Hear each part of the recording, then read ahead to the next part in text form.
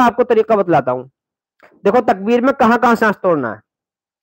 دیکھیے تکبیر جب ہم پڑھیں گے تو پہلے جو 4 مرتبہ اللہ اکبر ہے ان چاروں اللہ اکبر کو ایک سانس میں کہنا ہے. اس کا خیال رہے.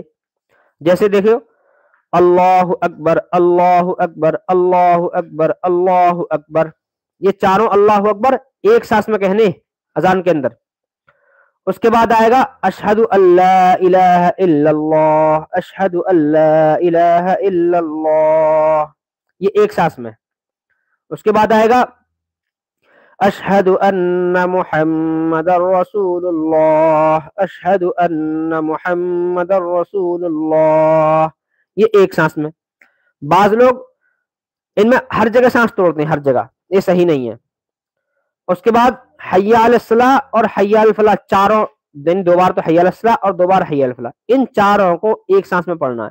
کیسے حی علی الصلاح حی علی الصلاح حی علی الفلاح حی علی الفلاح, ان چاروں کو ایک سانس میں پڑھنا ہے. اور اس میں ایک غلطی یہ کرتے ہیں, حی علی الصلاح میں جو تا ہے اس تا پر زیر ہے, لوگ اس کے تا پر کبھی کبھی زیر کو ظاہر کرتے ہیں, صحیح نہیں ہے, منع ہے. حی علی الصلاۃ حی علی الصلاح یہ غلط ہے. دونوں جگہ آیت ہوگی لیکن سانس نہیں ٹوٹے گا. اس میں الٹا ہے, قرآن کریم میں جہاں آیت ہوتی وہاں سانس ٹوٹتا ہے, لیکن اس میں ایسا نہیں ہے. اس میں آیت کریں گے لیکن سانس نہیں ٹوٹے گا. حی علی الصلاح حی علی الصلاح حی علی الفلاح حی علی الفلاح, ایسے تکبیر کے اندر چاروں کو ایک سانس میں.